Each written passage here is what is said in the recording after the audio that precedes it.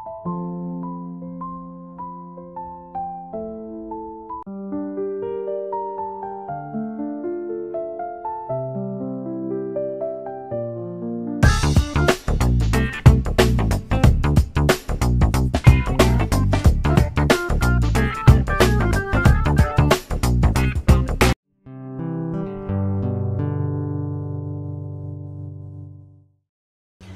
बंधुरा शुभ बिकेल रान्ना बान्नार এই পর্বে আমি আজকে নিয়ে এসেছি কুমড়ো ফুলের চপ রেসিপি।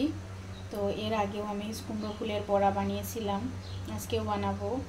তো কুমড়ো ফুলের বড়া বানানোর জন্য আমার লাগছে কুমড়ো ফুল আর হচ্ছে ডাল। এটা হচ্ছে মসুর ডাল, মটর ডাল আর খেসারির ডাল মিক্সার করে আমি একটা বাটিতে ভিজিয়ে রেখেছিলাম সকালবেলা। তো এখন এটা ধুয়ে ব্লেন্ডারে ব্লেন্ড করে নিয়েছি। আর এর মধ্যে মশলা হিসেবে দিব লবণ, হলুদের গুঁড়া, আর হচ্ছে এখানে রেখেছি হচ্ছে আদা বাটা, জিরা বাটা আর একটুখানি পেঁয়াজ বাটা, আর উপর দিয়ে দেব হচ্ছে একটুখানি ভাজা জিরা গুঁড়া। এগুলো সব মিক্সার করে আমি কুমড়ো ফুলের বড়াটা তৈরি করব। আজকে আমি আরও একটা বড়া তৈরি করব, সেটার মধ্যে এই একই ডালের মধ্যে আমি কিছু চিংড়ি মাছ দিয়েছি। হ্যাঁ, এর মধ্যে ডালের মধ্যে চিংড়ি মাছ দিয়েছিলাম, চিংড়ি মাছ সহ এটা ব্লেন্ড করে রেখেছি।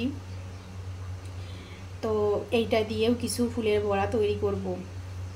তো একই ডাল দিয়ে, একই কুমড়োর ফুল দিয়ে দুই ধরনের বড়া তৈরি করব। একটা হচ্ছে চিংড়ি মাছ দিয়ে আর একটা হচ্ছে শুধু এমনি চিংড়ি মাছ ছাড়া। তো বন্ধুরা দেখতে থাকুন। আমি মশলাগুলো দিয়ে দিচ্ছি। এখন দিয়ে দেব এর মধ্যে 2 মুঠ চাউলের গুঁড়া। শুকনো চাউলের গুঁড়া আমরা আলাদা করে গুঁড়ো করে ফ্রিজে রেখেছিলাম, সেটা দিয়ে দেব।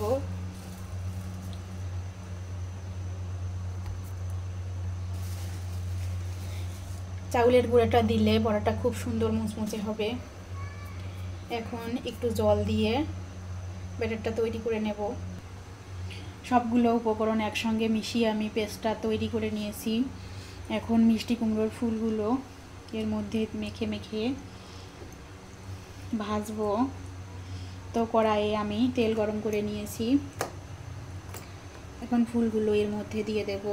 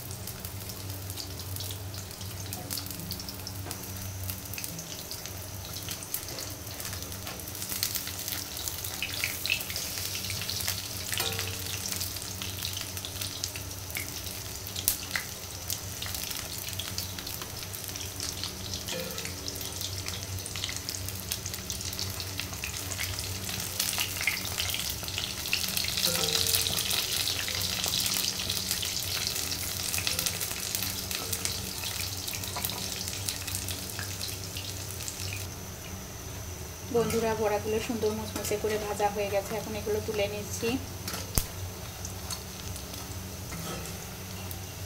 এইভাবে আমি বাকি বড়াগুলো ভেজে নেব। তো বন্ধুরা ভাজাভুজির এই পর্বে আমি 2 রকম বড়াগুলোই ভেজে নিয়েছি। আসলে দুই রকম বড়াগুলোই কুমড়ো ফুল দিয়ে ভেজেছি, এই জন্য মনে হচ্ছে একই রকমের বড়া। এগুলো হচ্ছে কড়াইয়ের মধ্যে, এগুলো হচ্ছে চিংড়ি মাছের বড়া, আর এখানে ভেজে তুলে রেখেছি এগুলো হচ্ছে শুধু কুমড়ো ফুলের বড়া। তো ভাজাভুজির এই পর্বে আজকে এ পর্যন্তই। কিন্তু কুমড়ো ফুলগুলো কেমন টেস্ট হলো খেতে, এগুলো তো আর দেখাইতে পারবো না, কারণ ভিডিওর মধ্যে তো আর কাউকে দেওয়া যায় না। তো আমি এক্ষেত্রে একটা ভেঙে দেখাচ্ছি, একদম মুসমুসে হয়েছে,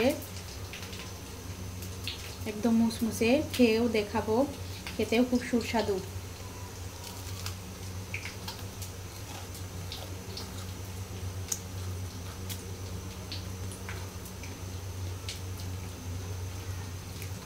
আসলে চাউলের গুঁড়া দেওয়াতে অনেকটাই মুসমুসে রয়েছে, খেতেও সুস্বাদু হয়েছে।